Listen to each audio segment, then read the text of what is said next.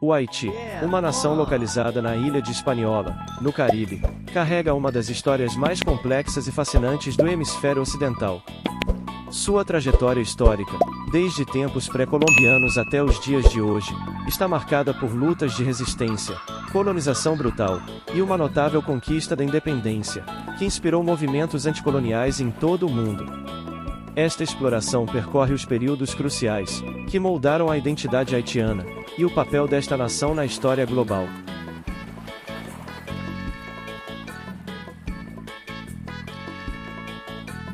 Antes da chegada dos europeus ao Caribe, a ilha de Hispaniola, hoje dividida entre o Haiti e a República Dominicana, era habitada pelos taínos, um povo indígena que floresceu com uma cultura agrícola sofisticada, e uma estrutura social bem organizada. Este povo chamou a ilha de Haiti, que significa terra de montanhas altas, um nome que reflete sua conexão com a geografia e a espiritualidade do território.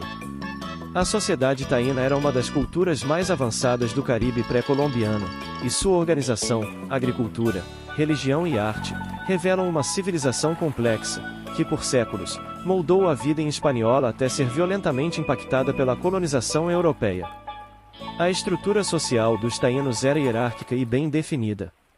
Eles viviam em aldeias chamadas yucaeques, onde a liderança era exercida por caciques, ou chefes, que governavam com autoridade política, econômica e religiosa. O cacique não era apenas o líder da comunidade, mas também o mediador entre o mundo espiritual e o físico, desempenhando um papel crucial em cerimônias religiosas e em decisões comunitárias.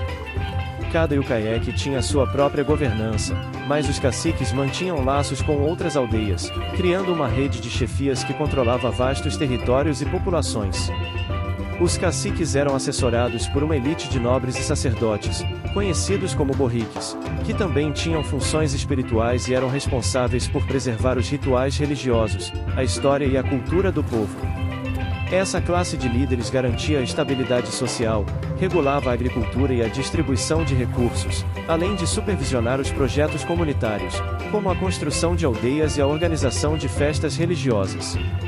Havia ainda uma distinção clara entre as classes sociais, com uma classe de trabalhadores agrícolas e pescadores, que sustentavam a economia local. A agricultura dos taínos era altamente desenvolvida para seu tempo, e desempenhava um papel central em sua sociedade. Eles praticavam a agricultura de coivara, uma técnica que consistia em derrubar e queimar vegetação para preparar o solo para o cultivo. Entre as principais culturas dos taínos estavam a mandioca, o milho, o amendoim, o feijão e o tabaco, que tinha uso tanto ritual quanto recreativo. A mandioca era a base da dieta taína, e a partir dela, produziam-se diversos alimentos, incluindo o casabe, um tipo de pão que era um dos pilares da alimentação cotidiana. As práticas agrícolas dos taínos revelam uma relação harmoniosa com a natureza, onde os ciclos da terra e as estações eram respeitados. Eles implementaram um sistema de montículos agrícolas, que envolvia a construção de pequenas elevações no solo, otimizando a irrigação e a drenagem, o que aumentava a produtividade de suas colheitas. Essa tecnologia simples, porém eficaz, permitiu-lhes sustentar grandes populações em suas aldeias. Além disso, os taínos pescavam, caçavam pequenos animais, e coletavam frutos silvestres, complementando sua dieta com recursos disponíveis no mar e nas florestas ao redor de suas aldeias. A abundância de peixes e mariscos nas águas ao redor de Hispaniola fornecia uma fonte estável de proteína para suas comunidades. A religião taína era profundamente espiritual e ligada aos elementos naturais. O culto aos emis, que eram deuses ou espíritos ancestrais representados em forma de estatuetas de pedra, madeira ou conchas, ocupava o centro de sua vida religiosa. Esses emis tinham poder sobre aspectos da natureza, como a chuva, a fertilidade da terra e a saúde, e eram venerados em rituais comunitários. Cada zemi possuía características específicas, e era associado a forças da natureza ou aos ancestrais dos taínos, reforçando a ideia de que a comunidade estava em constante comunicação com o mundo espiritual. Os taínos realizavam complexos rituais religiosos para homenagear os zemis e garantir colheitas abundantes, boa saúde, e proteção contra desastres naturais. Estes rituais, que incluíam danças, músicas e o consumo ritual de tabaco, eram supervisionados pelos caciques e pelos borriques, que mediavam o contato entre o povo e os deuses. Um dos principais rituais era o areito, uma celebração que combinava dança, canto e narração de histórias, para comemorar eventos importantes da comunidade, como casamentos, nascimentos e grandes colheitas. A espiritualidade taína também estava ligada a conceitos de cura e bem-estar. Os borriques, além de sacerdotes, desempenhavam o papel de curandeiros e eram responsáveis por tratar doenças através de ervas medicinais, rezas e rituais de cura. Para os taínos, a saúde era vista como um equilíbrio entre o mundo físico e espiritual, e a doença era frequentemente interpretada como um sinal de desequilíbrio nesse campo. A cultura material dos taínos era rica e variada, refletindo sua conexão com o meio ambiente e suas crenças espirituais. Eles eram habilidosos na cerâmica, tecelagem e na escultura em pedra.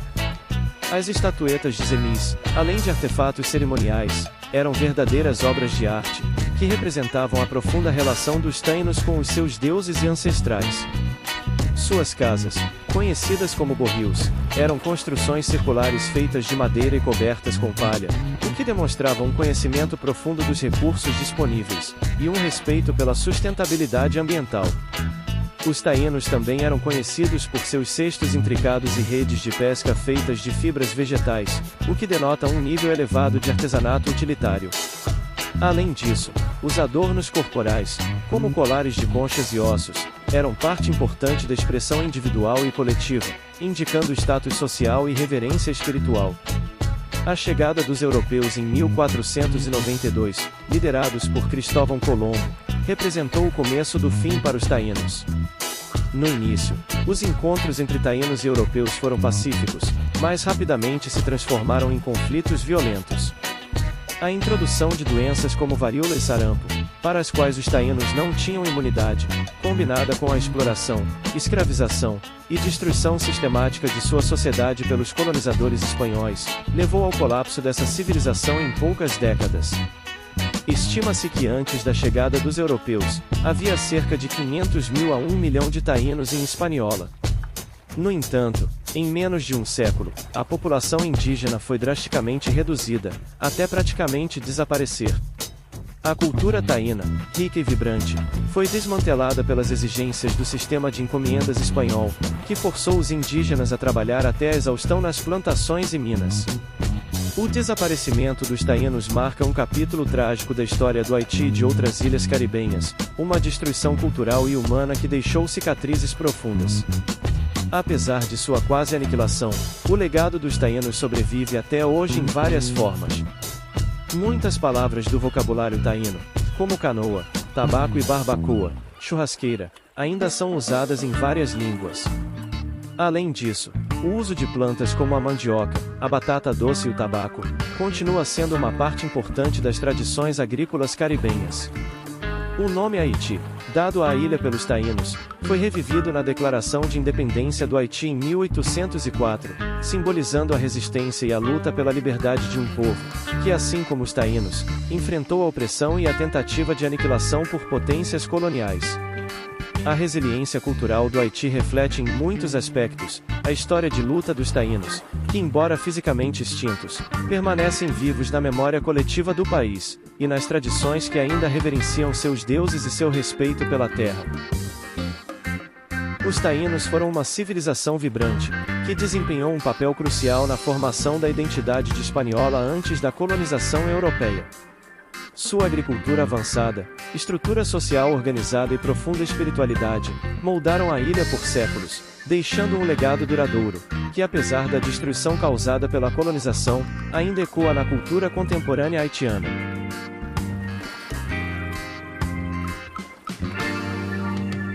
A história da colonização do Haiti, particularmente durante o período espanhol de 1492 a 1697, é marcada por transformações profundas e pela brutal exploração do trabalho humano, principalmente de populações africanas escravizadas.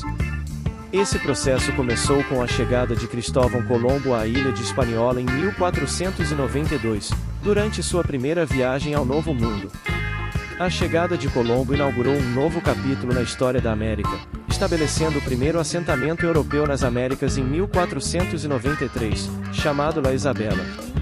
Embora tenha sido inicialmente um marco importante para a colonização europeia, a conquista espanhola logo se revelou devastadora para as populações indígenas locais, os taínos. A chegada dos espanhóis trouxe doenças e violência, que dizimaram a população taína de Hispaniola em poucos anos. Estima-se que antes da chegada dos europeus, a ilha abrigava cerca de 500 mil a 1 milhão de taínos. No entanto, a exploração, os maus tratos, e a introdução de doenças como a varíola, para as quais os indígenas não tinham imunidade, resultaram na rápida redução dessa população. Em menos de um século, a sociedade taína praticamente desapareceu, sendo substituída por uma nova ordem social e econômica, imposta pelos colonizadores espanhóis. No entanto, a parte ocidental da ilha, que viria a se tornar o Haiti, foi negligenciada pelos espanhóis durante grande parte do período colonial. O foco principal da colonização espanhola estava na parte oriental da ilha, a atual República Dominicana, e nas ricas colônias da América Central e do Sul, como o México e o Peru, onde os espanhóis encontraram vastas riquezas em ouro e prata. Essa negligência levou à subutilização dos recursos naturais da região ocidental, e ao desenvolvimento mais lento dessa área em comparação com a porção oriental da ilha.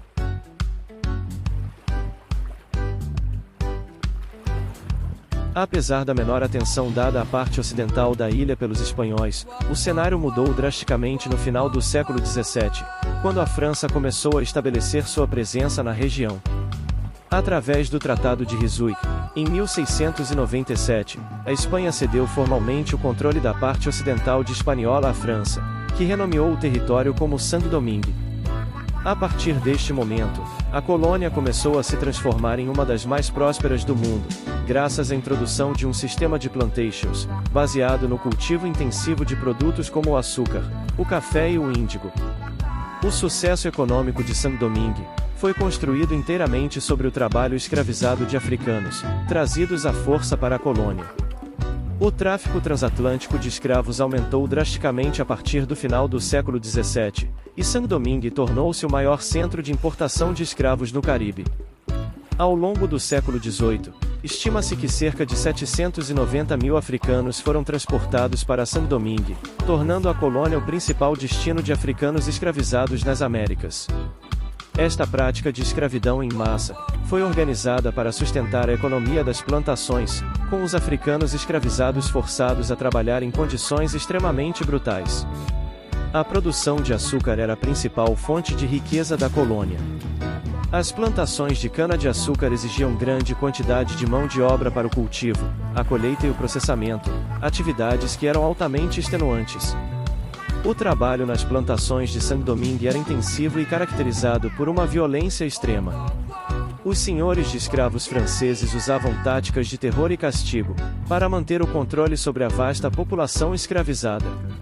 Muitos escravos eram forçados a trabalhar até a exaustão, resultando em altas taxas de mortalidade.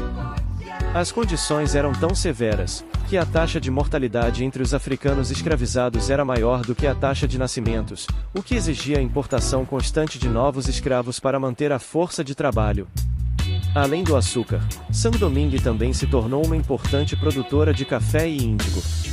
O café, introduzido na colônia no início do século XVIII, rapidamente se tornou um dos produtos de exportação mais valiosos da França, e Saint-Domingue chegou a fornecer mais da metade do café consumido na Europa.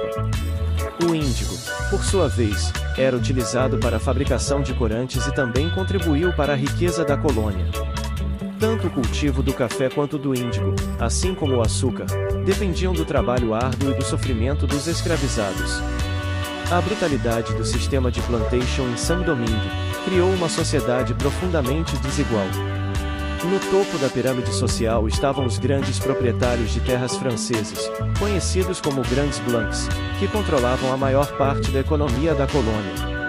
Abaixo deles estavam os Petits Blancs, ou pequenos fazendeiros e comerciantes, que também se beneficiavam do sistema de escravidão, mas em menor escala. No entanto, a vasta maioria da população era composta pelos africanos escravizados, que viviam em condições de extrema opressão e violência. Apesar da repressão brutal, Os africanos escravizados em Saint-Domingue resistiam de várias maneiras. A resistência diária incluía desde a sabotagem das plantações, até a fuga para as montanhas, onde formavam comunidades de escravos fugitivos, conhecidos como marrons. Esses escravos fugidos viviam em áreas remotas da colônia, e frequentemente atacavam plantações e vilarejos coloniais. A existência dos marrons desafiava constantemente a ordem colonial, e era um símbolo da recusa dos africanos escravizados em aceitar a opressão imposta pelos franceses. Ao longo do século XVIII, a resistência dos escravos e a tensão entre os diferentes grupos sociais em Saint-Domingue começaram a criar um ambiente de instabilidade. Além das tensões entre escravos e senhores, havia também conflitos entre os grandes blancs e os petits blancs, bem como entre os brancos e os affranchis, um grupo de pessoas livres de ascendência africana ou mista, que muitas vezes possuíam terras, e até escravos, mas eram discriminados pela elite branca. A sociedade de Saint-Domingue era uma das mais violentas e fragmentadas do mundo colonial, e as tensões acumuladas ao longo de décadas de opressão resultariam em uma das revoltas mais significativas da história. O sistema brutal de escravidão e as tensões sociais de Saint-Domingue culminaram, no final do século XVIII, na Revolução Haitiana, um dos eventos mais significativos da história moderna. A revolta dos escravos em 1791, liderada por figuras como Toussaint Louverture, marcaria o início de um movimento, que após anos de luta, resultaria na independência do Haiti, em 1804, tornando-se a primeira nação fundada por escravos libertos no mundo moderno, e a segunda república independente das Américas. A história da colonização de Saint-Domingue, marcada pela exploração escravista e pela resistência, teve um impacto duradouro na identidade do Haiti. A economia da colônia, uma das mais ricas do mundo, foi construída com base na exploração extrema de africanos escravizados, cuja luta por liberdade redefiniu a história não apenas do Haiti, mas também de todo o Caribe e das Américas. A tragédia e a brutalidade desse período são contrastadas pelo poder do espírito de resistência que culminou na criação de uma nova nação, livre do jugo colonial e da escravidão.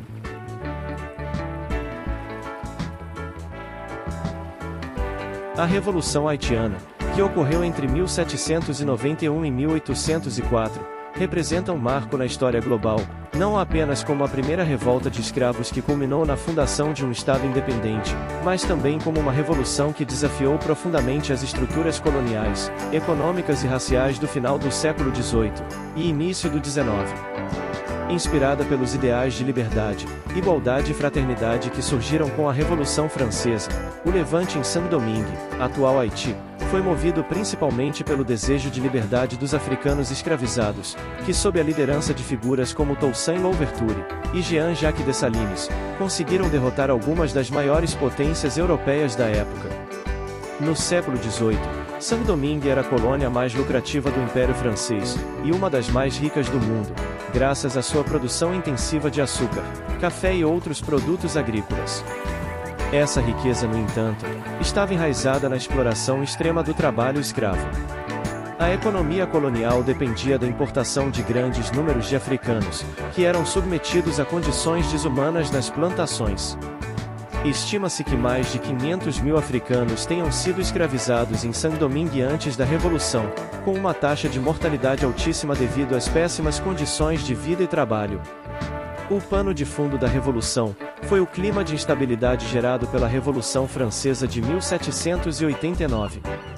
Na França, os ideais de liberdade, igualdade e fraternidade ecoavam entre as classes oprimidas e marginalizadas de todo o Império, incluindo as colônias.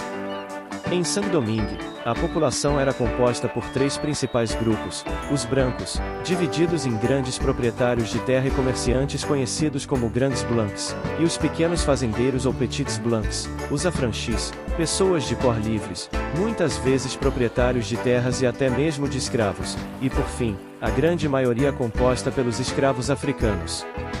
Enquanto os brancos coloniais buscavam expandir seus direitos e influências, os affranchis exigiam igualdade social e os escravos ansiavam pela liberdade. A primeira fase da Revolução começou em agosto de 1791, com a rebelião de escravos na região norte de Saint-Domingue. Este levante foi marcado por uma violência feroz, com plantações sendo incendiadas e proprietários de escravos sendo mortos, enquanto os escravos rebelados buscavam vingar anos de opressão. O levante foi liderado por líderes carismáticos e estrategistas brilhantes, como Toussaint Louverture, um ex-escravo que emergiu como uma das principais figuras da Revolução. Louverture possuía uma visão de liberdade e igualdade para todos, mas também tinha uma capacidade extraordinária de liderança militar e política, o que lhe permitiu consolidar seu poder e desafiar a França e seus aliados. A Revolução foi alimentada por uma série de fatores. Em primeiro lugar, havia a influência direta da Revolução Francesa. Em 1794, em resposta à crescente rebelião em Saint-Domingue, e ao caos que tomava conta da colônia, a Convenção Nacional da França declarou a abolição da escravidão em todas as suas colônias. Isso marcou um momento decisivo para os escravos em Saint-Domingue, que se viram formalmente livres sob a lei francesa. Contudo, essa abolição não trouxe paz imediata.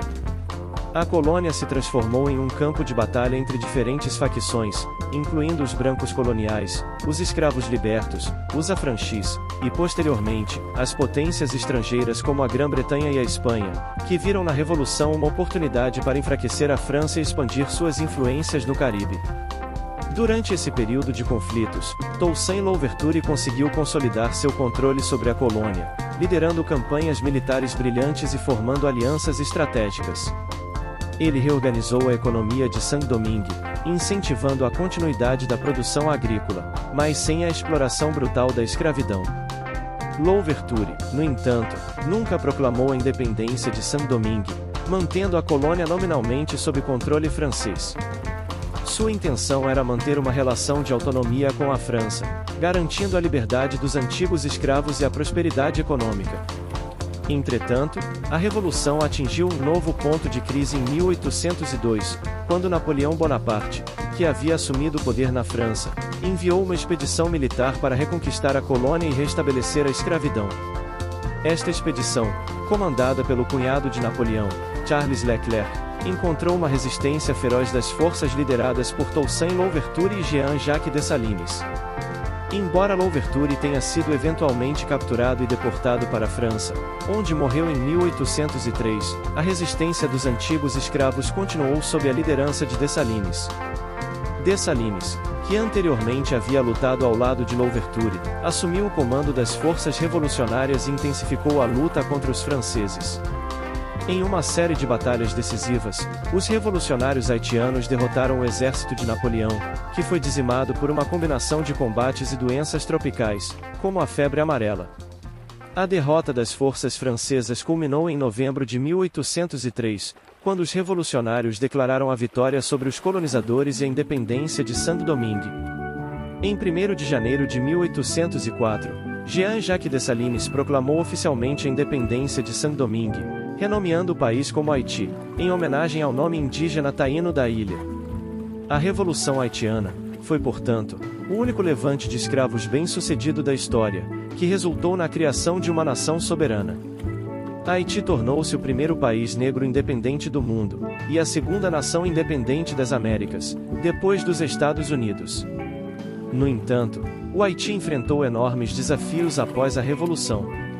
O país emergiu da guerra devastado economicamente, e a recém-independente nação foi imediatamente isolada pelas potências coloniais, temerosas de que a Revolução Haitiana inspirasse revoltas de escravos em outras partes das Américas. A França, amargurada pela perda de sua colônia mais lucrativa, só reconheceu a independência haitiana em 1825, mediante o pagamento de uma enorme indenização, o que colocou o país em uma dívida externa esmagadora, que duraria mais de um século. A Revolução Haitiana, além de libertar uma população escravizada, foi um evento que desafiou as ideologias raciais e colonialistas da época. Ao derrotar os exércitos de Napoleão, o Haiti provou que os negros escravizados poderiam não apenas conquistar sua liberdade, mas também formar um Estado soberano. O impacto global da Revolução foi profundo, influenciando movimentos abolicionistas e anticoloniais em todo o mundo. Entretanto, a herança da Revolução também deixou cicatrizes profundas, com o Haiti enfrentando isolamento internacional, instabilidade política e dificuldades econômicas durante grande parte de sua história subsequente. Em suma, a Revolução Haitiana foi uma luta épica por liberdade, igualdade e independência que não apenas transformou Saint-Domingue em Haiti, mas também alterou profundamente o curso da história do Atlântico.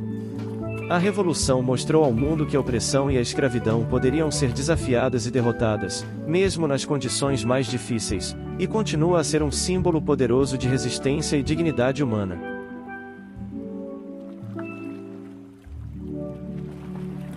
Em 1º de janeiro de 1804, a proclamação da independência do Haiti marcou um evento de extraordinária importância histórica. Jean-Jacques Dessalines, líder militar e figura central na Revolução Haitiana, renomeou Saint-Domingue, antiga colônia francesa, em homenagem ao nome dado à ilha pelos indígenas taínos, chamando-a de Haiti, que significa terra de montanhas altas. Esse ato representou muito mais do que a criação de um novo Estado. Ele simbolizou a libertação de um povo submetido à brutalidade do regime escravagista, e inaugurou a primeira república negra do mundo, sendo o Haiti o segundo país das Américas a conquistar sua independência, apenas atrás dos Estados Unidos. A independência haitiana ocorreu em um contexto de violência extrema, e de grandes desafios sociais e políticos. Durante o século XVIII, Saint-Domingue foi a colônia mais lucrativa do Império Francês, produzindo grande parte do açúcar e café consumidos na Europa. Isso foi possibilitado pelo trabalho de escravos africanos, que eram cruelmente explorados nas plantações. A revolta que começou em 1791 foi impulsionada pelos ideais da Revolução Francesa, que defendia liberdade, igualdade e fraternidade. Entretanto, a luta dos escravos haitianos foi única em sua escala e resultados. Comandados por líderes como Toussaint Louverture e Dessalines, os haitianos conseguiram não apenas derrotar os exércitos coloniais, mas também desafiar e vencer a França napoleônica, que na época era uma das maiores potências militares do mundo. A proclamação da independência em 1804 foi a culminação de mais de uma década de conflito. A guerra havia devastado o território, arruinado a economia e custado a vida de centenas de milhares de pessoas, tanto escravos quanto colonos e soldados franceses. A vitória haitiana sobre Napoleão foi uma conquista militar extraordinária, mas o que ela simbolizava era ainda mais significativo: a rejeição do sistema escravagista e colonial europeu. Pela primeira vez na história moderna, uma população majoritariamente negra, composta por ex-escravos e seus descendentes, havia se libertado e fundado um Estado soberano. Jean-Jacques Dessalines, que se tornou o primeiro governante do Haiti independente, assumiu o título de imperador e rapidamente buscou consolidar o poder. Ele estava determinado a garantir que a escravidão nunca fosse restaurada no país, e a proteger a independência haitiana contra potências estrangeiras. Em um dos atos mais simbólicos de seu governo, Dessalines ordenou o massacre dos brancos que ainda residiam no Haiti, em parte como retaliação pelos horrores da escravidão, e também como uma maneira de assegurar que a independência não seria revertida. Esse evento, embora brutal, revela a profundidade das feridas deixadas pela escravidão e pela guerra, e foi interpretado como uma tentativa de Dessalines de eliminar qualquer risco de que os brancos pudessem reassumir o controle econômico ou político da nova república. O Haiti, porém, emergiu de sua guerra de independência em um estado de profunda devastação. A economia, outrora altamente produtiva, foi gravemente prejudicada pela destruição das plantações e pela fuga ou morte de muitos dos antigos proprietários coloniais. Além disso, o novo país enfrentou o isolamento diplomático e econômico imposto pelas potências coloniais, particularmente pela França, que se recusava a reconhecer a independência do Haiti. Os Estados Unidos, temendo o efeito que uma república negra independente poderia ter sobre sua própria população escravizada, também mantiveram o Haiti à distância, impondo barreiras comerciais e diplomáticas. A maior questão que assombrou o Haiti nas décadas seguintes à independência foi o pagamento da chamada dívida de independência. Em 1825, o Haiti foi forçado a concordar com uma exigência da França, para pagar uma indenização colossal em troca do reconhecimento oficial de sua soberania. Essa indenização, estipulada em 150 milhões de francos, posteriormente reduzida para 90 milhões, era destinada a compensar os antigos proprietários de escravos pelas, entre aspas, perdas causadas pela emancipação. Esse acordo impôs uma carga econômica devastadora ao novo Estado, mergulhando o Haiti em uma dívida externa que levaria mais de um século para ser quitada. A imposição dessa dívida teve impactos duradouros, prejudicando o desenvolvimento econômico do país e exacerbando sua vulnerabilidade às intervenções estrangeiras. Apesar desses obstáculos, a independência do Haiti teve um impacto monumental em todo o mundo.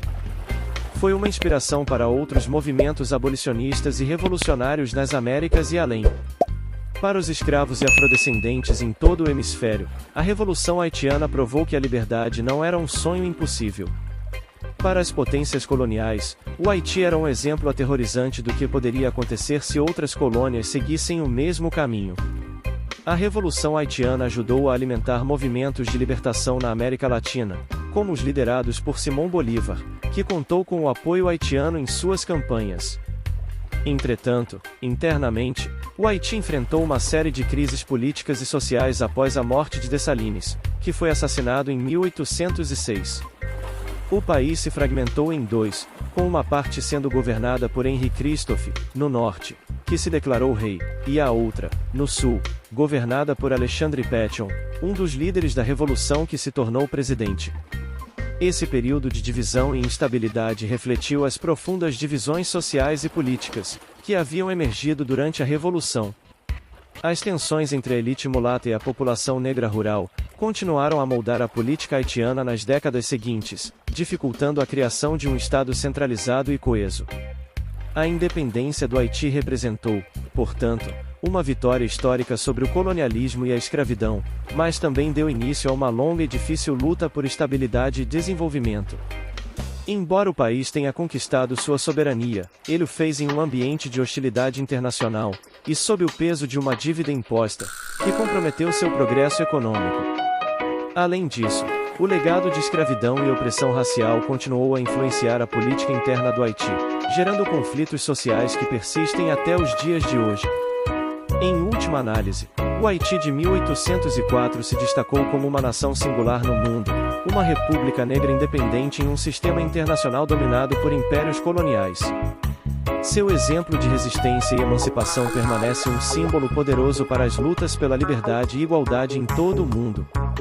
No entanto, o preço da independência foi alto, e os desafios enfrentados pelo Haiti nas décadas e séculos subsequentes mostram o quão profundamente os legados de escravidão, colonialismo e exploração podem moldar o destino de uma nação.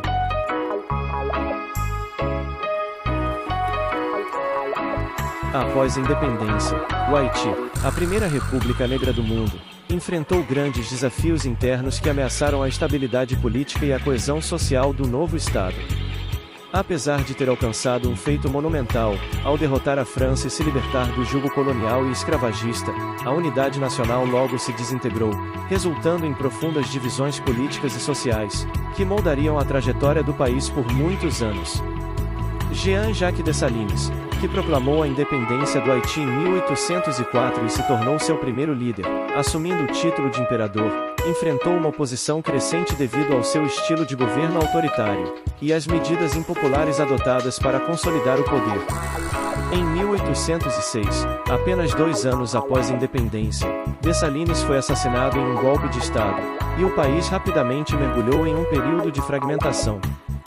O Haiti foi dividido em 2 reinos distintos, o norte, sob o comando de Henri Christophe, e o sul, sob a liderança de Alexandre Pétion. Essas divisões refletem as profundas disparidades regionais e de classe que existiam no Haiti pós-revolução, além de divergências políticas sobre como o país deveria ser governado. Henri Christophe, um ex-escravo que havia desempenhado um papel central na luta pela independência, estabeleceu um governo monárquico no norte do Haiti, se autoproclamando rei sob o título de Henri I. Christophe adotou um modelo de governança altamente centralizado e autoritário, inspirado em monarquias europeias. Ele construiu grandes fortificações, como a famosa Citadelle La Ferrière, e tentou modernizar o norte com políticas econômicas baseadas em agricultura de plantações, semelhantes às da era colonial, mas agora com trabalhadores livres. No entanto, essas políticas foram amplamente impopulares entre a população, que ainda sofria com as condições difíceis de trabalho, e a centralização do poder nas mãos de Christophe e sua corte. Seu governo entrou em declínio, e ele cometeu suicídio em 1820, quando ficou claro que não conseguiria manter o controle sobre a região. Enquanto isso, no sul, Alexandre Pétion, um mulato de classe alta, liderava uma república que promovia valores mais democráticos e descentralizados. Pétion foi amplamente apoiado pela elite mulata e adotou políticas de distribuição de terras, permitindo que muitos ex-escravos e soldados adquirissem pequenas propriedades. Esse modelo era popular entre os habitantes do sul e criou uma base de apoio político, mas também resultou em uma economia fragmentada, com pequenas propriedades agrícolas, que não tinham a mesma capacidade produtiva das grandes plantações coloniais. A falta de uma base econômica sólida e as tensões regionais continuaram a afetar a estabilidade do sul durante o governo de Pétion. As diferenças entre o norte e o sul refletiam não apenas visões divergentes de governança, mas também a persistência de clivagens raciais e sociais no Haiti. A sociedade haitiana continuava dividida entre a elite mulata, que havia desempenhado um papel importante na luta pela independência, e a maioria negra, composta por ex-escravos. Essas divisões, profundamente enraizadas, dificultaram a criação de uma identidade nacional coesa, e contribuíram para a instabilidade política do país nas décadas seguintes. Em 1820, com a morte de Christophe no norte e de Pétion no sul, Jean-Pierre Boyer, que sucedeu Pétion, conseguiu reunificar o Haiti sob um governo central. Boyer era um político pragmático que buscava estabilizar o país após anos de divisão e conflito. Ele assumiu a liderança de um Haiti unificado, e tentou implementar reformas para modernizar a economia e consolidar o controle político. No entanto, Boyer também enfrentou grandes desafios. A economia do Haiti estava em frangalhos após anos de guerra e divisão, e a infraestrutura do país havia sido amplamente destruída. Um dos maiores obstáculos que Boyer enfrentou foi a imposição de uma dívida colossal à França. Em 1825, a França, sob o rei Carlos X, exigiu que o Haiti pagasse uma indenização de 150 milhões de francos em troca do reconhecimento oficial de sua independência. A dívida, que deveria compensar os antigos proprietários de escravos franceses pelas perdas sofridas com a abolição da escravidão e a independência do Haiti, foi uma carga devastadora para o país. Embora Boyer tenha negociado uma redução para 90 milhões de francos, o impacto dessa dívida foi profundo e duradouro. Para pagar essa indenização, o governo haitiano contraiu empréstimos a juros altos, mergulhando o país em uma crise econômica que se estendeu por mais de um século. O pagamento dessa dívida de independência teve consequências catastróficas para o desenvolvimento econômico do Haiti. O país, que já estava em uma posição econômica frágil, foi obrigado a canalizar grande parte de sua receita nacional para pagar a França. Isso impediu o investimento em infraestrutura, educação e serviços públicos, condenando o Haiti a um estado de pobreza crônica e dependência econômica. Além disso, o isolamento diplomático e comercial do Haiti por outras nações, como os Estados Unidos, que viam a existência de uma república negra como uma ameaça à sua própria sociedade escravista, agravou ainda mais a situação. Apesar de seus esforços para estabilizar o país, o governo de Boyer também enfrentou críticas internas. Ele governou de maneira autocrática, com pouca participação democrática, e foi acusado de favorecer a elite mulata, exacerbando as tensões raciais e sociais. Seu governo foi marcado por várias rebeliões e descontentamento popular, e em 1843, Boyer foi deposto em um golpe, encerrando mais de 2 décadas de seu governo. A reunificação do Haiti sob Boyer foi um momento importante na história do país, mas não conseguiu resolver os problemas estruturais que haviam surgido desde a independência. As divisões internas, apesar da dívida imposta pela França, e a falta de apoio internacional, criaram uma série de desafios que dificultaram o progresso do Haiti nas décadas seguintes. Embora o país tenha mantido sua independência e soberania, ele o fez a um custo extremamente alto, tanto em termos econômicos quanto políticos. O Haiti pós-independência exemplifica as dificuldades enfrentadas por uma nação que conquistou sua liberdade em um ambiente global hostil. As divisões internas, a desigualdade social e a pressão econômica externa impediram o desenvolvimento de um Estado forte e coeso. Além disso, a imposição da dívida de independência pela França perpetuou o legado do colonialismo, impondo ao Haiti um fardo, que ainda hoje é lembrado como um dos principais fatores que contribuíram para as dificuldades econômicas do país ao longo de sua história.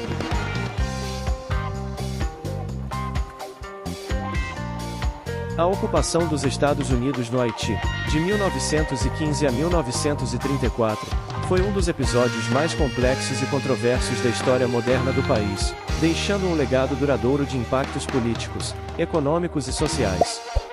A justificativa oficial dos Estados Unidos para a intervenção foi a necessidade de estabilizar o Haiti e proteger seus interesses econômicos e políticos na região.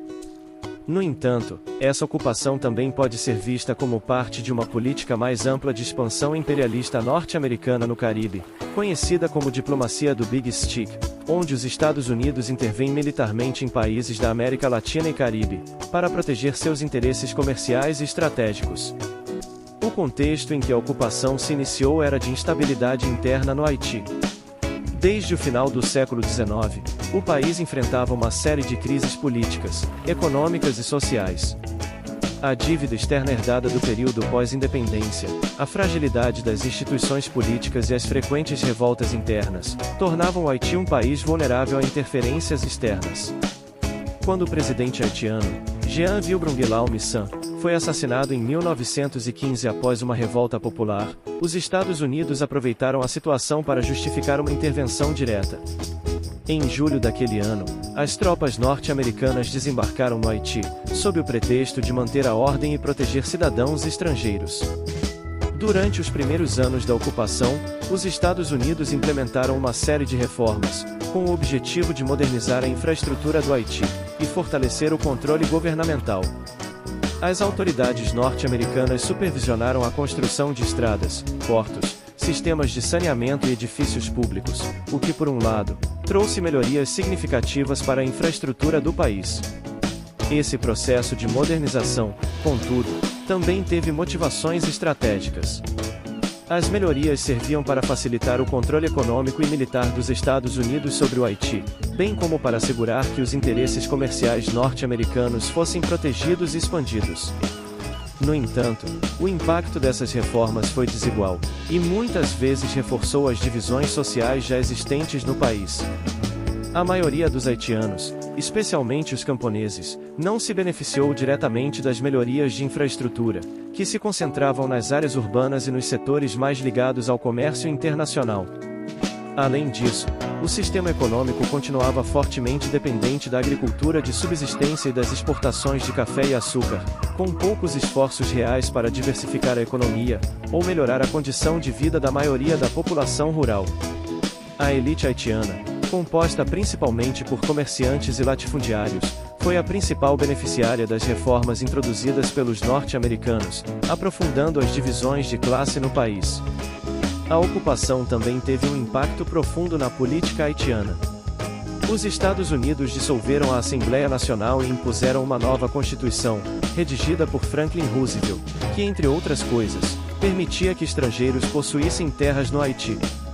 Essa mudança foi amplamente impopular entre a população, pois revertia uma das conquistas fundamentais da independência haitiana, que havia proibido a posse de terras por estrangeiros como forma de proteger a soberania nacional. A imposição de reformas políticas e econômicas pelos norte-americanos, sem consulta significativa ao povo haitiano, contribuiu para um sentimento crescente de nacionalismo e resistência. Embora o governo dos Estados Unidos afirmasse que a ocupação era necessária para trazer estabilidade ao Haiti, a presença militar norte-americana foi recebida com crescente oposição por parte da população local. Entre 1918 e 1920, eclodiu uma revolta armada conhecida como a Revolta dos Cacos, liderada por camponeses e militares haitianos que se opunham à ocupação. O nome Cacos refere-se aos antigos guerrilheiros, que desde o século XIX, lutavam contra governos autoritários no Haiti. Os rebeldes conseguiram organizar uma resistência significativa no interior do país, especialmente nas regiões montanhosas do norte e centro. No entanto, a revolta foi brutalmente reprimida pelas forças norte-americanas, que usaram táticas militares pesadas para sufocar a resistência. Estima-se que milhares de haitianos tenham sido mortos durante o conflito. Além da resistência armada, a ocupação dos Estados Unidos gerou uma reação de intelectuais e ativistas haitianos, que passaram a criticar abertamente a presença estrangeira no país, e a exploração dos recursos nacionais por potências imperialistas. A ocupação tornou-se um catalisador para o surgimento de um movimento nacionalista haitiano, que buscava restaurar a soberania e promover uma identidade cultural haitiana autêntica, livre da influência estrangeira. Figuras como Jacques Romain, um intelectual e escritor proeminente, emergiram como vozes críticas da ocupação, e começaram a articular uma visão de um Haiti independente e soberano, com uma economia e uma política voltadas para os interesses da maioria da população. O racismo também desempenhou um papel importante na relação entre os ocupantes norte-americanos e os haitianos. Os soldados e administradores dos Estados Unidos, muitos dos quais eram do sul dos Estados Unidos, traziam consigo atitudes racistas profundamente arraigadas. Os haitianos, que haviam fundado o primeiro Estado negro independente após uma revolta de escravos, eram frequentemente vistos como inferiores pelos ocupantes brancos, o que gerou um clima de tensão racial constante. Os abusos cometidos por soldados norte-americanos contra a população local, especialmente contra camponeses e trabalhadores rurais, contribuíram para alimentar o ressentimento popular contra a ocupação. Em 1930, com o aumento da resistência interna e a crescente pressão internacional contra a ocupação, os Estados Unidos começaram a planejar sua retirada do Haiti. O presidente Herbert Hoover enviou uma comissão para investigar a situação no país, e em 1934, o presidente Franklin Roosevelt, como parte de sua política de boa vizinhança, que visava melhorar as relações dos Estados Unidos com os países da América Latina e do Caribe, ordenou a retirada das tropas americanas do Haiti. O controle do governo haitiano foi devolvido às autoridades locais, encerrando quase 2 décadas de ocupação militar. Apesar da retirada das tropas, o impacto da ocupação norte-americana no Haiti foi duradouro. Embora a infraestrutura do país tenha sido modernizada em alguns aspectos, as profundas divisões sociais e econômicas persistiram. O Haiti continuou a enfrentar dificuldades econômicas, com uma elite minoritária controlando a maior parte da riqueza e do poder político, enquanto a vasta maioria da população permanecia em condições de pobreza.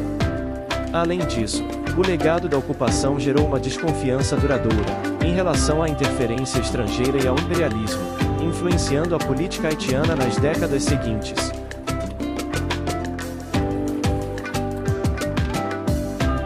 A história do Haiti no século XX foi profundamente marcada por uma série de governos autoritários e violentos, culminando nas ditaduras de François Duvalier, conhecido como Papa Doc, e de seu filho Jean-Claude Duvalier, apelidado de Baby Doc. Essas ditaduras, que se estenderam de 1957 a 1986, deixaram um legado de medo, opressão e subdesenvolvimento que moldou o futuro político e social do Haiti. François Duvalier assumiu o poder em 1957, após vencer uma eleição que foi marcada por fraudes e manipulações. Antes de entrar na política, Duvalier era um médico especializado em saúde pública, o que lhe rendeu o apelido de Papa Doc. A princípio, ele adotou uma retórica populista, prometendo representar os interesses dos haitianos mais pobres, em especial a maioria negra, em uma sociedade historicamente dominada pela elite mulata. Sua ascensão foi vista por muitos como uma mudança promissora, já que ele era um dos primeiros líderes a desafiar abertamente o poder da elite branca e mulata, que havia controlado a política e a economia do Haiti por décadas.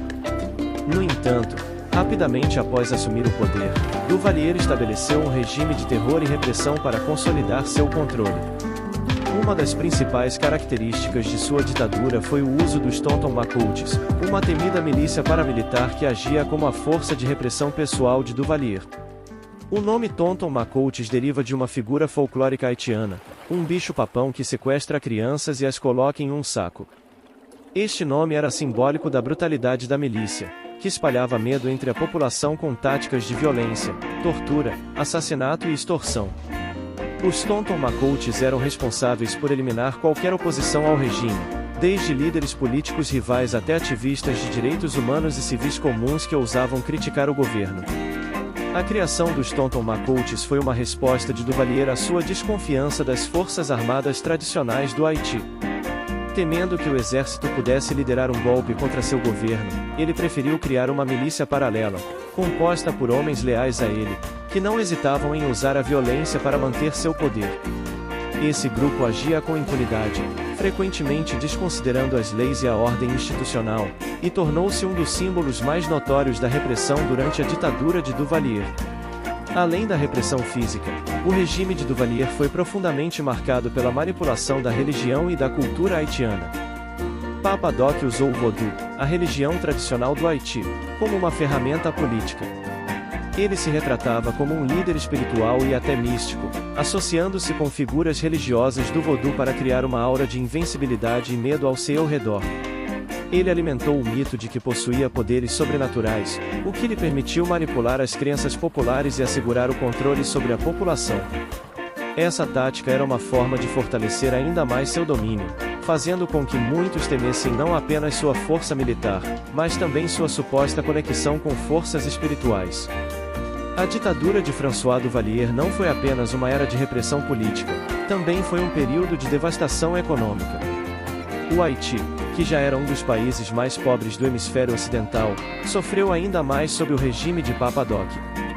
A corrupção endêmica era uma característica do governo, com a riqueza nacional sendo desviada para os bolsos da elite governante e dos membros dos Tonton Macoutes. Infraestruturas básicas, como educação, saúde e transporte, foram negligenciadas, e a pobreza generalizada aumentou. Muitos haitianos fugiram do país durante este período, estabelecendo grandes diásporas, particularmente nos Estados Unidos e no Canadá. Após a morte de François Duvalier em 1971, seu filho, Jean-Claude Duvalier, conhecido como Baby Doc, assumiu o poder com apenas 19 anos de idade. Embora houvesse alguma expectativa de que o governo de Baby Doc pudesse ser mais moderado do que o de seu pai, essas esperanças foram rapidamente frustradas. Jean-Claude manteve grande parte da estrutura de repressão estabelecida por seu pai, inclusive os Tonton Macoutes, que continuaram a aterrorizar a população. O regime de Jean-Claude Duvalier, no entanto, foi caracterizado por um nível ainda maior de corrupção. Ele e sua esposa, Michelle Bennett, foram acusados de desviar milhões de dólares de fundos públicos para suas contas pessoais. A riqueza ostensiva do casal, contrastando com a miséria generalizada da população, tornou-se um símbolo da hipocrisia e exploração da ditadura. A corrupção desenfreada e a má administração do país resultaram em um colapso ainda maior da economia haitiana, com a infraestrutura se deteriorando e os serviços públicos praticamente inexistentes. Além disso, a repressão política continuou, com qualquer forma de dissidência sendo rapidamente sufocada. Os oponentes políticos de Jean-Claude Duvalier enfrentaram prisão, tortura e morte, e os Tonton Macoutes mantiveram seu papel central na manutenção do regime. No entanto, ao longo da década de 1980, a resistência ao regime de Duvalier começou a crescer.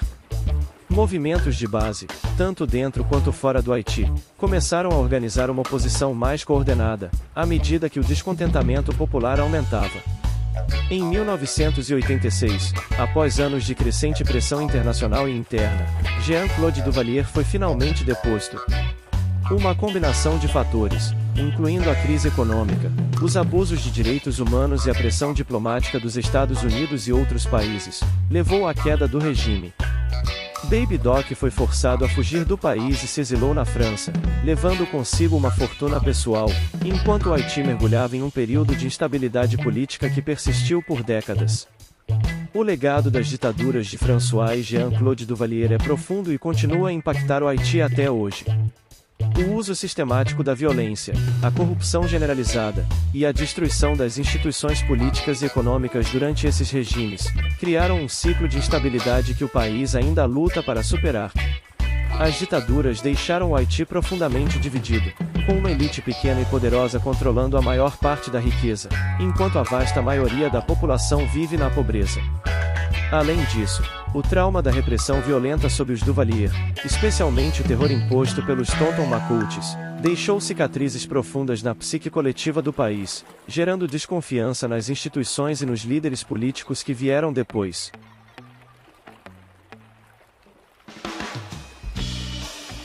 A transição para a democracia no Haiti, a partir do final do século XX, representou uma tentativa do país de romper com seu passado de ditaduras e repressão, para abraçar um futuro de eleições livres, justiça social e governo participativo.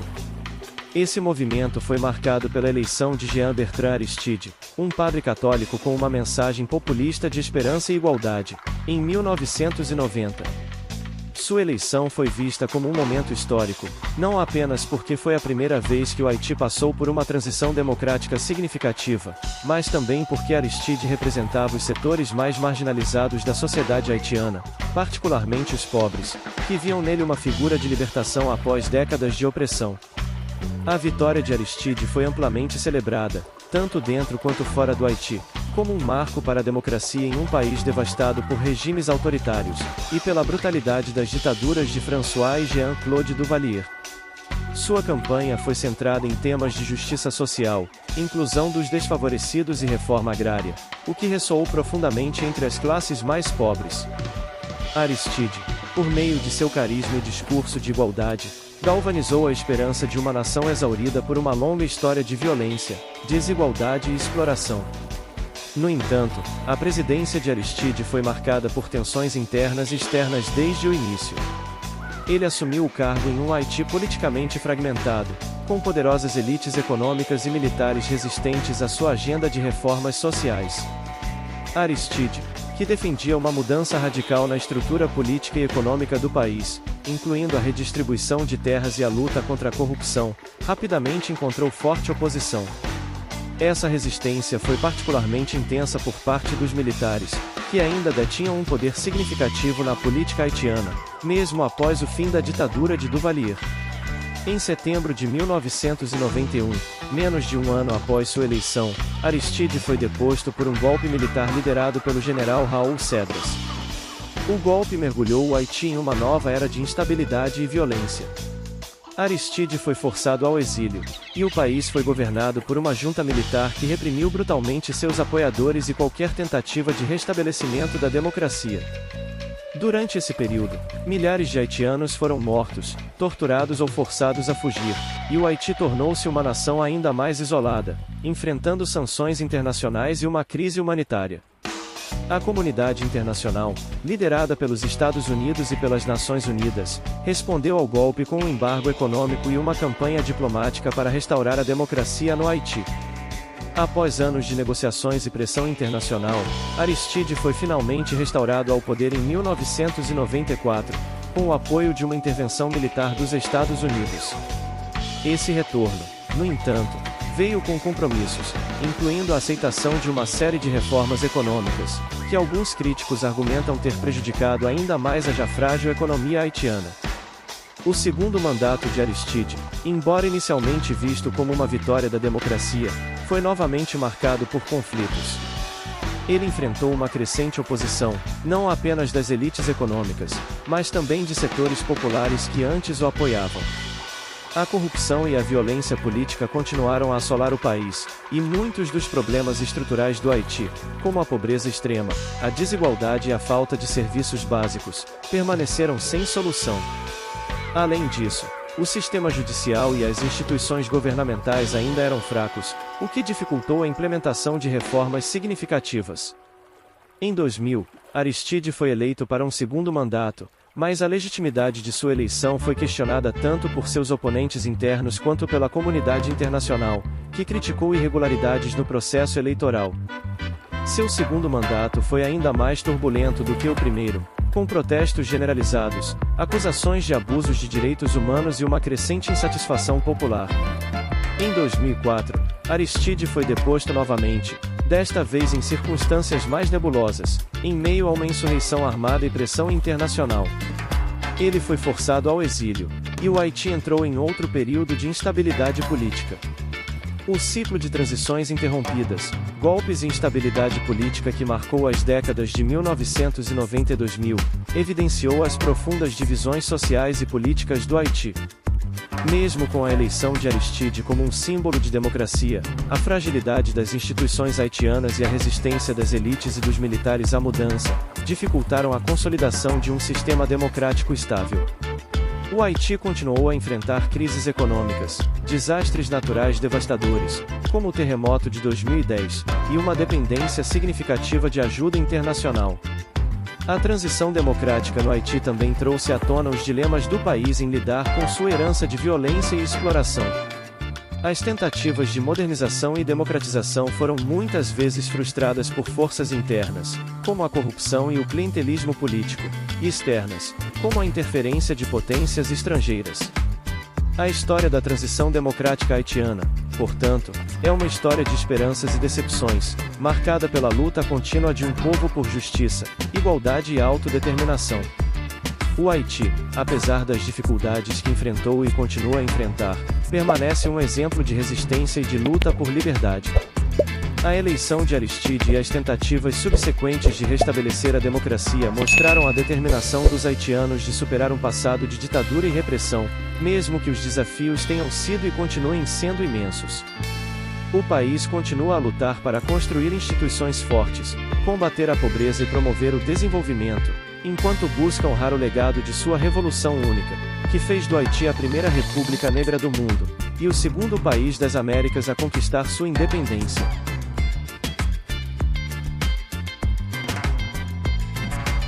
O Haiti, uma nação que ao longo de sua história conquistou a primeira independência negra do mundo e rompeu com as correntes da escravidão, enfrenta atualmente uma série de desafios profundos que comprometem seu desenvolvimento e estabilidade. Um dos principais obstáculos é a pobreza extrema, que afeta a maioria da população haitiana. Mais de 60% dos haitianos vivem abaixo da linha da pobreza, uma situação exacerbada por décadas de instabilidade política, desastres naturais recorrentes e infraestrutura frágil. Essa pobreza se manifesta de várias maneiras, incluindo falta de acesso a serviços básicos como saúde, educação e água potável, além de altos índices de desemprego e subemprego. A situação de vulnerabilidade do Haiti é agravada pelos frequentes desastres naturais, sendo o terremoto de 2010 um dos mais devastadores de sua história.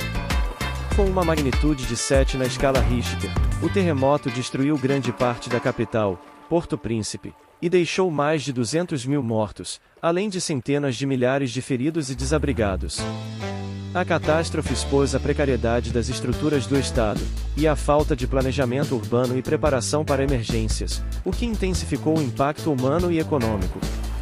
A resposta internacional ao desastre foi massiva, com bilhões de dólares prometidos em ajuda, mas muitos recursos foram mal geridos ou não chegaram a beneficiar diretamente a população. A reconstrução do Haiti, portanto, tem sido lenta, com muitos haitianos ainda vivendo em condições inadequadas uma década após o terremoto. O Haiti é regularmente afetado por furacões e tempestades tropicais, que destroem colheitas, infraestrutura e moradias, agravando a insegurança alimentar no país. A agricultura, que emprega uma grande parte da população, é vulnerável a essas intempéries, e o Haiti luta para alcançar a autossuficiência alimentar. A insegurança alimentar crônica é uma realidade para milhões de haitianos, com altos níveis de desnutrição infantil. O governo tem dificuldades em implementar políticas eficazes para garantir a segurança alimentar, e a dependência de ajuda externa para suprimentos básicos continua a ser uma constante. A instabilidade política crônica é outro fator que compromete o desenvolvimento do Haiti. Desde sua independência em 1804, o país tem vivido sob uma sucessão de regimes autoritários, golpes de Estado e eleições conturbadas. A fragilidade das instituições democráticas e a corrupção endêmica têm dificultado a governança e a implementação de políticas públicas que poderiam mitigar os problemas socioeconômicos. A crise política tem se intensificado nos últimos anos, com protestos frequentes contra a corrupção, a falta de serviços básicos e a violência crescente. Em 2021, a situação política atingiu um novo patamar de desordem com o assassinato do presidente Jovenel Moïse, o que mergulhou o país em uma nova crise de liderança. As crises humanitárias também fazem parte dos desafios diários do Haiti. O país tem uma das maiores populações de deslocados internos do mundo, muitos dos quais ainda vivem em abrigos temporários desde o terremoto de 2010. A situação é exacerbada por surtos de doenças como o cólera, que eclodiu após o terremoto, matando milhares de pessoas. A infraestrutura de saúde do Haiti é extremamente frágil, com poucos hospitais, falta de equipamentos e profissionais, o que torna o país vulnerável a pandemias e crises de saúde pública. A falta de acesso a saneamento básico e água potável também contribui para a disseminação de doenças. Apesar desses desafios, o povo haitiano tem demonstrado uma resiliência admirável. Ao longo dos séculos, os haitianos têm resistido à opressão colonial, a ditaduras violentas e a desastres naturais, mantendo viva sua cultura rica e sua luta por autodeterminação. A sociedade civil no Haiti é vibrante e tem desempenhado um papel crucial na tentativa de manter a governança e promover a democracia em meio à instabilidade. Organizações locais e internacionais continuam a trabalhar para melhorar as condições de vida no país, promovendo educação, saúde e desenvolvimento econômico. A diáspora haitiana também tem desempenhado um papel vital na sustentação da economia do país, enviando bilhões de dólares em remessas que ajudam a manter muitas famílias e a dinamizar o comércio local. Além disso, a diáspora é uma voz importante na política internacional, chamando a atenção para as necessidades e os direitos dos haitianos, especialmente em tempos de crise. O caminho para a estabilidade e prosperidade no Haiti é sem dúvida desafiador. O país precisa superar as divisões políticas internas, fortalecer suas instituições democráticas e melhorar a transparência e a eficácia de seu governo. A ajuda internacional continua sendo necessária, mas deve ser acompanhada de mecanismos que garantam a sua utilização correta e eficaz para promover o desenvolvimento sustentável. O investimento em infraestrutura, educação e saúde é fundamental para romper o ciclo de pobreza, que tem assombrado o Haiti por décadas. Além disso, é crucial que o Haiti se prepare melhor para lidar com desastres naturais, desenvolvendo políticas de mitigação de riscos e resposta a emergências. A gestão sustentável dos recursos naturais e o combate à degradação ambiental também são aspectos importantes para garantir a segurança alimentar e melhorar as condições de vida da população rural.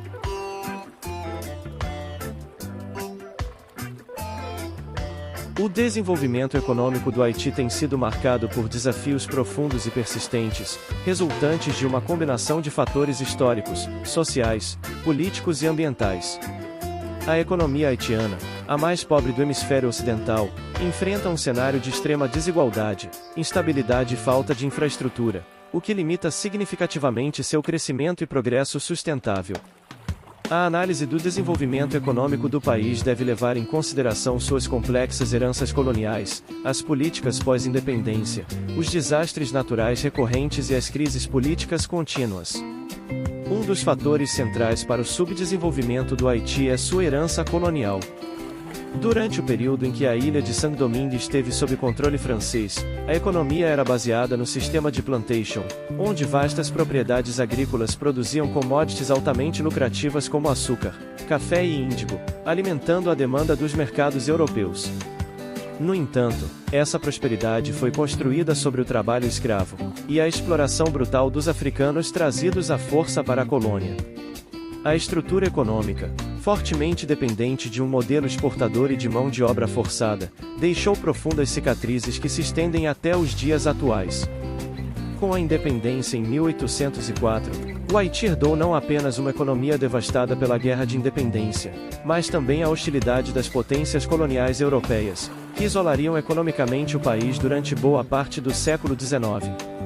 O mais significativo desses fardos foi a dívida imposta pela França, como compensação pela perda de suas colônias, uma indenização que o Haiti foi forçado a pagar ao longo de mais de um século, drenando seus já escassos recursos e impedindo investimentos necessários para o desenvolvimento interno. Outro desafio histórico foi a falta de reformas agrárias eficazes após a independência. As estruturas latifundiárias herdadas do período colonial permaneceram, o que perpetuou a desigualdade no acesso à terra e manteve a maioria dos haitianos em condições de extrema pobreza. O setor agrícola, que ainda emprega uma grande parte da população, é marcado por práticas de cultivo de subsistência e baixa produtividade. Além disso, o país tem sofrido com a degradação ambiental, como o desmatamento em massa, que reduziu significativamente a capacidade de produzir alimentos e contribuiu para a vulnerabilidade a desastres naturais. A erosão do solo e a falta de infraestrutura de irrigação são problemas crônicos que limitam o desenvolvimento rural, deixando o país dependente de importações para atender às suas necessidades alimentares básicas. Os desastres naturais também desempenham um papel devastador no desenvolvimento econômico do Haiti.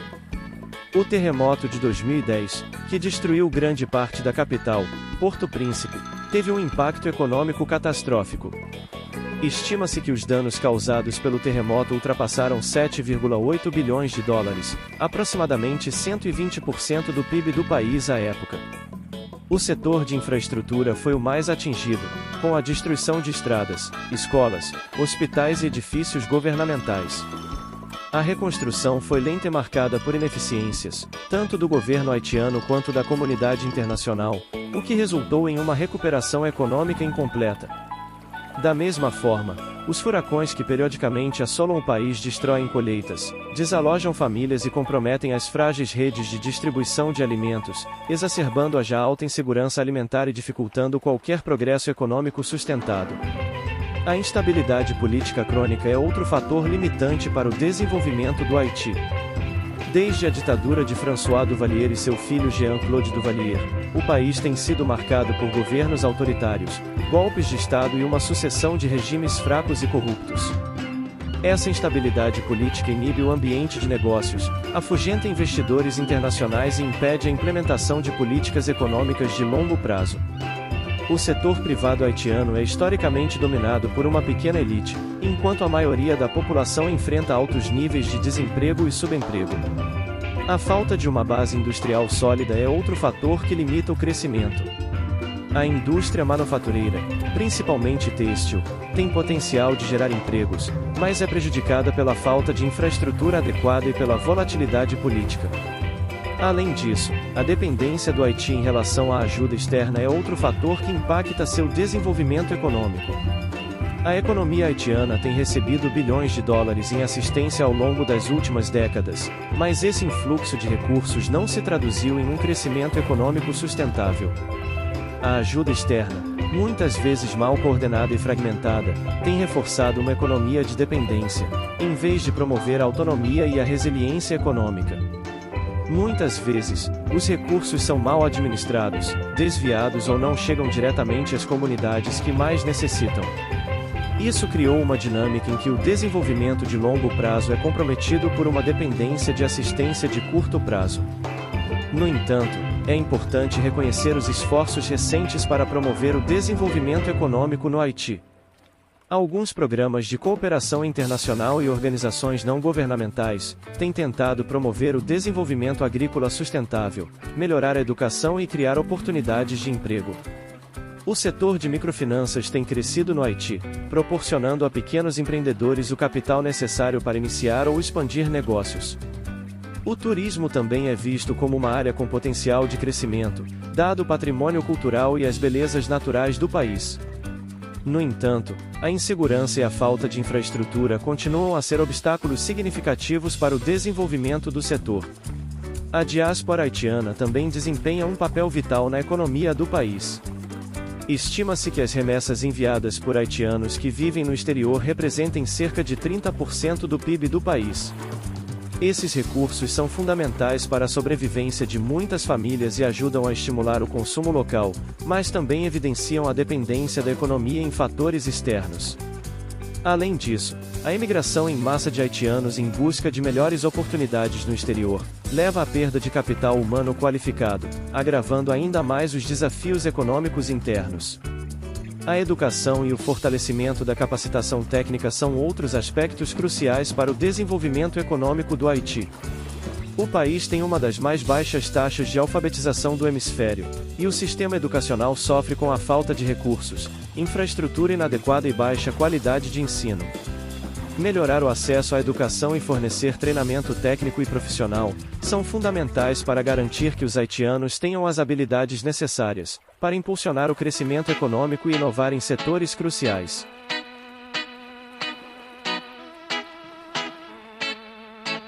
A arquitetura e a arte do Haiti são expressões profundas da rica herança cultural e histórica do país, refletindo as influências diversas que moldaram a identidade haitiana ao longo dos séculos. A história colonial, a luta pela independência e as complexas dinâmicas sociais e políticas da nação são evidentes, tanto nas edificações quanto nas manifestações artísticas visuais.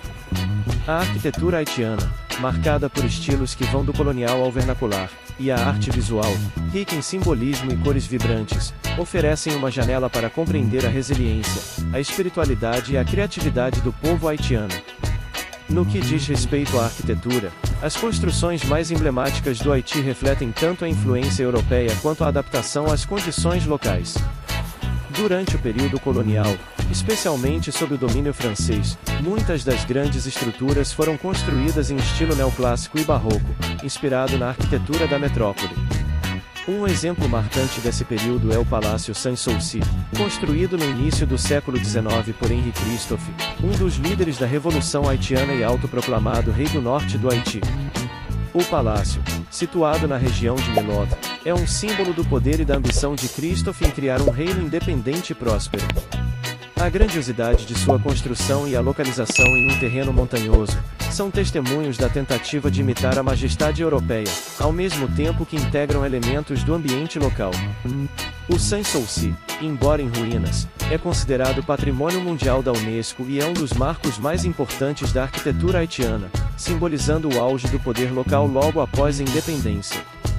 Outro exemplo icônico da arquitetura haitiana é a Citadelle La Ferrière, uma imponente fortaleza construída por Henri Christophe para defender o país contra possíveis invasões francesas. Situada no topo de uma montanha, a Citadelle representa tanto a força militar do novo Haiti, quanto a determinação de proteger a liberdade conquistada após anos de luta.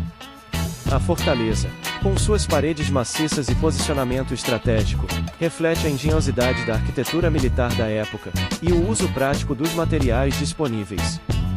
A Citadelle também é reconhecida pela Unesco como Patrimônio Mundial, não apenas por sua importância histórica, mas também por seu impacto na paisagem cultural do Haiti. Embora essas construções sejam marcos do poder e da resistência haitiana, a arquitetura vernacular do Haiti, particularmente nas áreas urbanas e rurais, também desempenha um papel vital na identidade do país. Nas cidades, especialmente em Porto Príncipe, muitas casas e edifícios são exemplos do estilo Gingerbread, casas de gengibre, um tipo de arquitetura que combina influências coloniais com o uso de materiais locais, como madeira e ferro forjado. As casas de gengibre, construídas principalmente no final do século XIX e início do século XX, são conhecidas por suas fachadas decorativas, telhados inclinados e varandas espaçosas. Esse estilo foi adotado por uma elite em ascensão, que procurava equilibrar o frescor dos trópicos com a elegância europeia. No entanto, a degradação urbana e os desastres naturais, como o terremoto de 2010, causaram sérios danos a muitos desses edifícios, levando a esforços recentes de preservação e restauração por parte de organizações nacionais e internacionais. A arte visual no Haiti, por sua vez, é um dos aspectos mais internacionalmente reconhecidos da cultura haitiana. A pintura haitiana é famosa por seu uso expressivo de cores, seus temas espirituais e suas representações vibrantes da vida cotidiana. As origens da arte haitiana contemporânea remontam ao período pós-independência, quando artistas começaram a explorar temas relacionados à história do país, à cultura local e às tradições espirituais, especialmente as associadas ao vodou. No entanto, foi no século XX que a arte haitiana ganhou projeção internacional, com o surgimento de artistas como Hector Hippolyte, um pintor autodidata e sacerdote vodou, que se tornou uma figura central na pintura haitiana. Suas obras, caracterizadas por uma intensa expressividade e um profundo simbolismo espiritual, refletem a interseção entre o mundo material e o espiritual, um tema recorrente na arte haitiana. Outro nome importante na arte haitiana é o de Philomé Aubin, que retratou cenas históricas e do cotidiano com um estilo detalhista e narrativo. Aubin, e outros artistas de sua geração, foram fundamentais na formação do Centro de Arte Haitiano em 1944, uma instituição que foi crucial para o desenvolvimento e a promoção da arte haitiana tanto no país quanto no exterior. A arte haitiana, muitas vezes descrita como primitiva ou naive, é na verdade uma manifestação sofisticada e profundamente enraizada nas realidades culturais e sociais do país. Os temas recorrentes incluem paisagens tropicais, celebrações religiosas e eventos históricos, com uma estética que mistura o realismo com o misticismo. A influência do vodou na arte haitiana é inegável. Os loas, ou espíritos do vodou, são frequentemente representados nas pinturas, esculturas e outras formas de arte visual. As representações dos loas, assim como dos rituais vodou, são profundamente simbólicas e revelam a importância da espiritualidade no cotidiano haitiano. Além disso, o vodú fornece uma rica iconografia, com suas bandeiras e objetos cerimoniais sendo uma forma de arte por si só.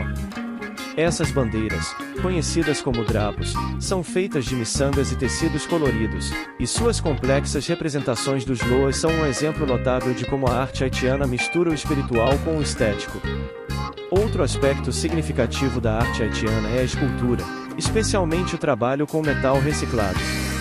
Nas áreas urbanas, particularmente em Coroa de Bouquet, artistas esculpem intrincadas peças de arte a partir de tambores de metal reciclados. Esses escultores, chamados ferrailleurs, criam obras que variam desde representações de figuras humanas e animais até símbolos religiosos, refletindo tanto a tradição do artesanato haitiano, quanto uma abordagem inovadora e sustentável à criação artística. A arte em metal reciclado tornou-se uma forma popular de arte no Haiti, destacando a habilidade dos haitianos em transformar materiais do cotidiano em expressões artísticas significativas. Além da escultura em metal, o Haiti também tem uma rica tradição de escultura em madeira e pedra, que remonta aos tempos pré-coloniais, quando os taínos, os habitantes originais da ilha, esculpiam objetos rituais e utilitários. Embora essa tradição tenha sido interrompida pela colonização, a escultura em madeira ressurgiu como uma forma de arte importante no século XX, com muitos artistas utilizando técnicas tradicionais para criar peças, que refletem tanto o patrimônio cultural do Haiti, quanto os desafios contemporâneos.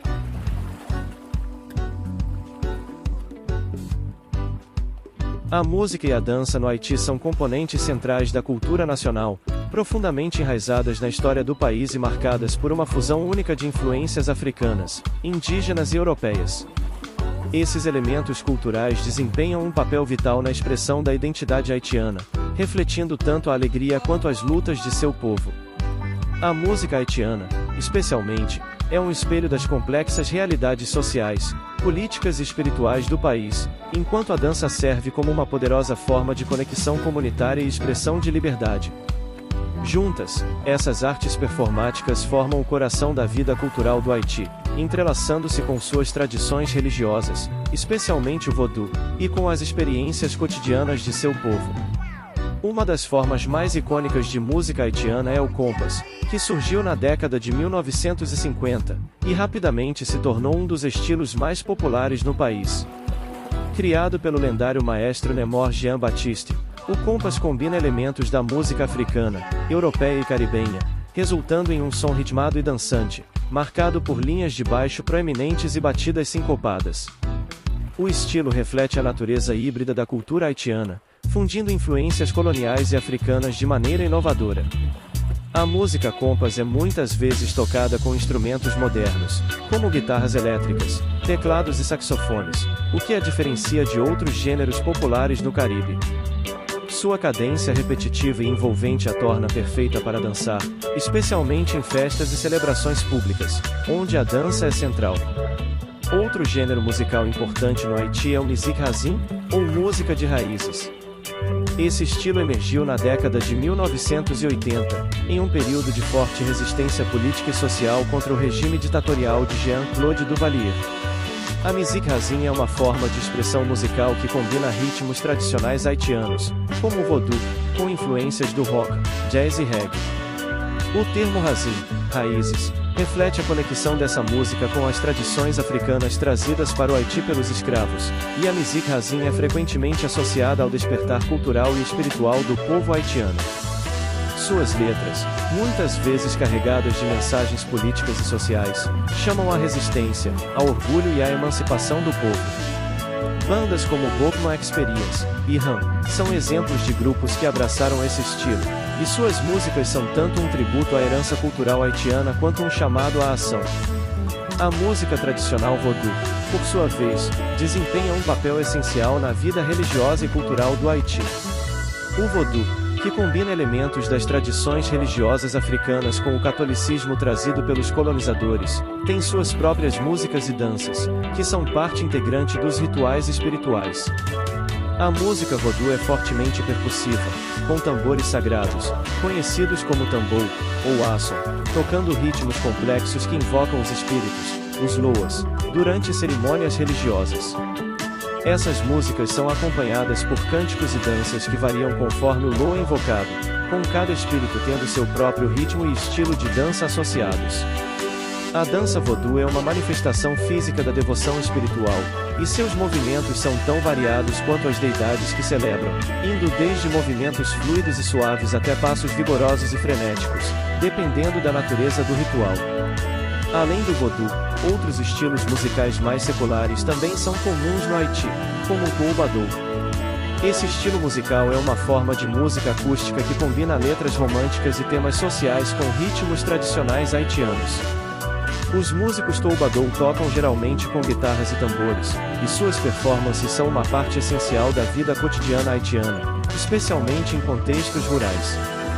O estilo é conhecido por sua simplicidade e por suas histórias contadas através de canções, muitas vezes refletindo as realidades do povo haitiano, desde o amor até as dificuldades da vida rural. Na dança, o Haiti também mostra uma riqueza e diversidade impressionantes. As danças populares são muitas vezes uma mistura de tradição africana e europeia, com passos e movimentos que foram transmitidos através de gerações. O merengue haitiano, por exemplo, é uma dança que compartilha raízes com o merengue da vizinha República Dominicana, mas que tem suas próprias características únicas. É uma dança animada e envolvente, muitas vezes associada às festividades e celebrações haitianas. Dançado em pares, o merengue haitiano tem uma batida forte e regular, e os casais muitas vezes dançam em círculos, girando ao ritmo da música, o que reflete a alegria e a sociabilidade que caracterizam muitas das danças populares do país. A dança também está profundamente conectada à música de raízes e ao vodú. Nos rituais religiosos, a dança é uma forma de entrar em transe, de se conectar com os espíritos, e é executada em um círculo, com os participantes muitas vezes entrando e saindo da dança conforme a intensidade da cerimônia. Essas danças rituais, além de seu significado espiritual, também serviram como formas de resistência cultural durante o período colonial, quando os escravos eram proibidos de praticar suas tradições religiosas africanas.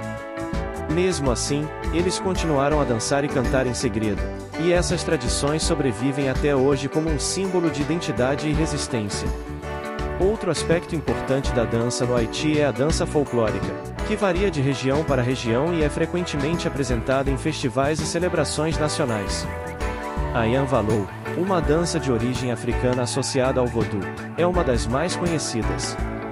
Seus movimentos suaves e ondulantes imitam a serpente, que é um símbolo importante na religião vodú. Outras danças tradicionais incluem a Ibo, que é uma dança rápida e vigorosa, e a Congo, uma dança cheia de energia que celebra a herança africana do Haiti. Por fim, não se pode falar da música e dança haitiana sem mencionar o Carnaval, uma das celebrações mais grandiosas do país. O Carnaval haitiano é um espetáculo de cores, ritmos e danças, onde o compas, a musique racine e outros estilos se misturam, e onde as danças tradicionais são executadas ao lado de coreografias modernas. Durante o Carnaval, as ruas de cidades como Porto Príncipe se enchem de músicos, dançarinos e carros alegóricos, celebrando a cultura haitiana em toda a sua diversidade e vitalidade. É um momento de renovação, de libertação e de celebração coletiva, onde a música e a dança desempenham papéis centrais na criação de uma atmosfera de unidade e alegria.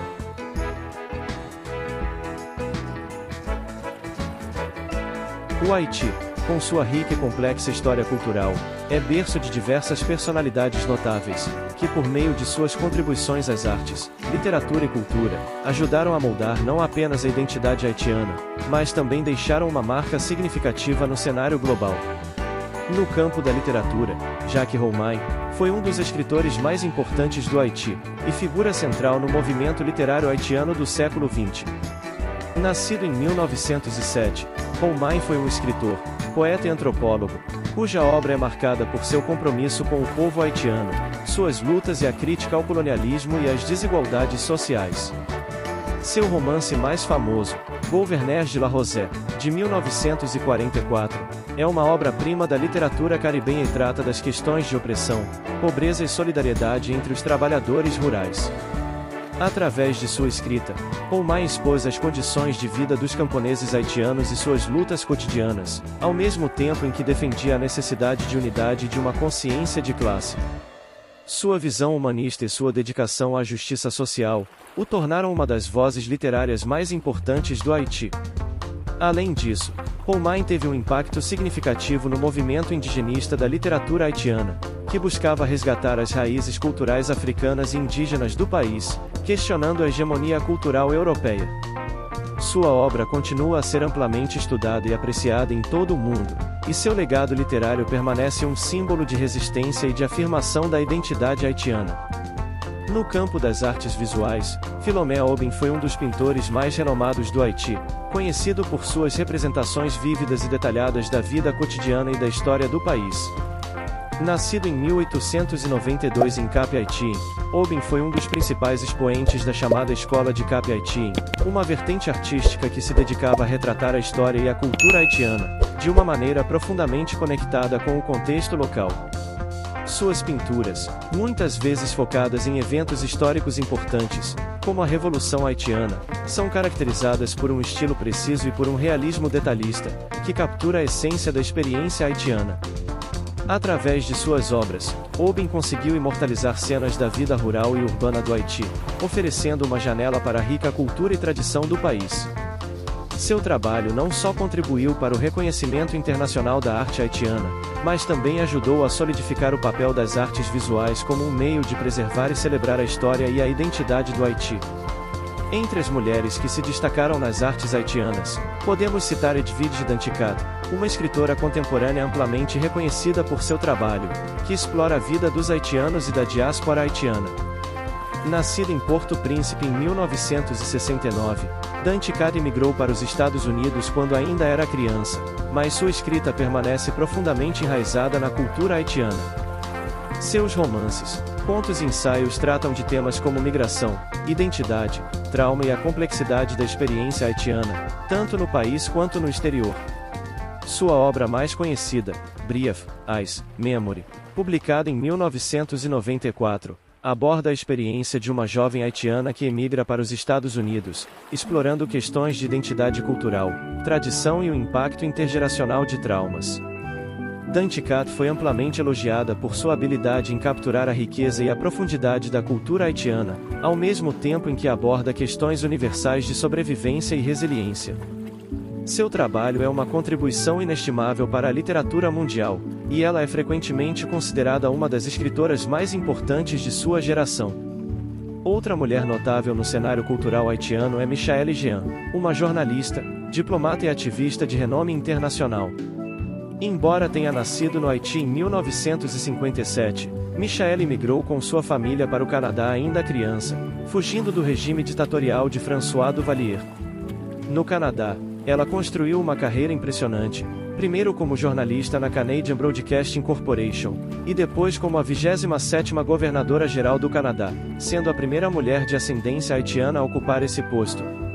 Embora sua carreira política tenha sido proeminente, seu trabalho como defensora dos direitos humanos e como embaixadora da cultura haitiana merece destaque.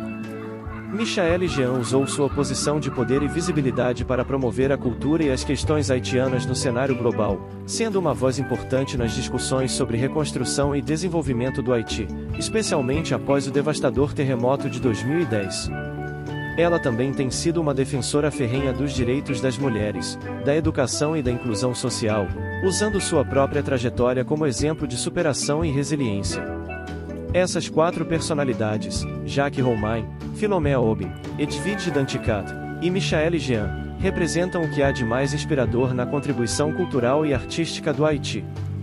Cada um, em sua respectiva área, utilizou sua arte, escrita ou plataforma para não apenas celebrar a rica herança haitiana, mas também para abordar as realidades e desafios que o povo haitiano enfrenta. Seja através da palavra escrita, da pintura ou da liderança, essas figuras exemplificam a criatividade, o talento e a resistência, que caracterizam o espírito do Haiti e seu impacto no mundo. O Haiti, como nação, representa uma das histórias mais complexas e resilientes do mundo. Desde suas raízes indígenas com os taínos, passando pela brutal colonização europeia, a insurreição dos escravos que culminou na Primeira República Negra Independente, até as sucessivas crises políticas, sociais e econômicas, o Haiti é um exemplo vívido da luta contínua pela liberdade, igualdade e dignidade humana. Em muitos aspectos, o país simboliza os desafios enfrentados pelas nações, que surgiram de processos violentos de colonização e escravidão, mas também exemplifica a força e a perseverança de um povo, que apesar das adversidades, resiste e busca constantemente por um futuro melhor. A Revolução Haitiana, que começou em 1791 e culminou com a independência em 1804, foi um marco na história mundial. Foi o único movimento de escravos que resultou na criação de um novo Estado, desafiando os sistemas coloniais europeus e questionando os paradigmas da época sobre raça, poder e economia. Essa independência, no entanto, veio com um custo altíssimo. O Haiti foi forçado a pagar uma enorme indenização à França para ser reconhecido como nação soberana, uma dívida que estrangulou a economia por mais de um século, e limitou as oportunidades de desenvolvimento do país. Esse fardo econômico, aliado a divisões internas e uma série de intervenções estrangeiras, contribuiu para a instabilidade política que tem assombrado o Haiti desde sua fundação.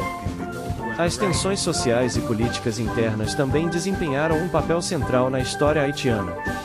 A morte de Jean-Jacques Dessalines, o primeiro governante do Haiti, em 1806, levou à fragmentação do país, com o norte sendo governado por Henri Christophe e o sul por Alexandre Pétion.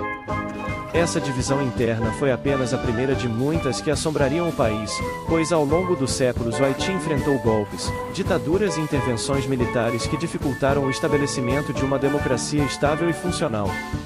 A Era Duvalier, tanto sob o comando de François Papa-Doc Duvalier, quanto de seu filho, Jean-Claude Baby Doc, foi uma das mais brutais da história haitiana, marcada pela repressão, corrupção e uso sistemático de milícias para aterrorizar a população. O legado dessa era ainda ecoa na política e na sociedade haitiana, que continua a lidar com as consequências da violência e da repressão. O Haiti, no entanto, não é definido apenas por suas lutas e dificuldades. A cultura haitiana é vibrante, rica e profundamente entrelaçada com sua história de resistência.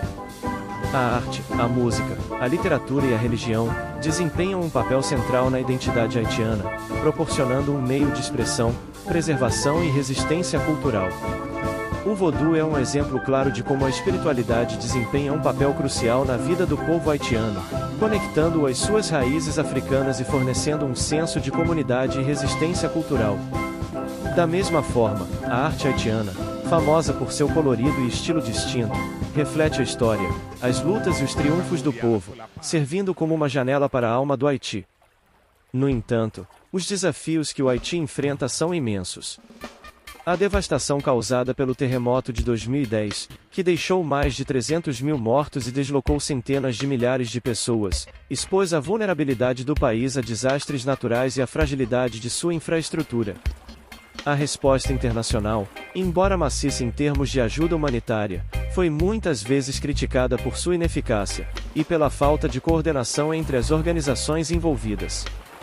Além disso, o Haiti continua a lutar contra a pobreza extrema, a falta de acesso a serviços básicos como educação e saúde, e uma instabilidade política crônica, que dificulta qualquer progresso sustentável. Entretanto, o povo haitiano é conhecido por sua resiliência. Ao longo de sua história, o Haiti provou repetidamente sua capacidade de se reerguer das cinzas e de lutar por sua sobrevivência. A cultura haitiana, profundamente enraizada na resistência à opressão, continua a ser uma fonte de orgulho e unidade para o povo.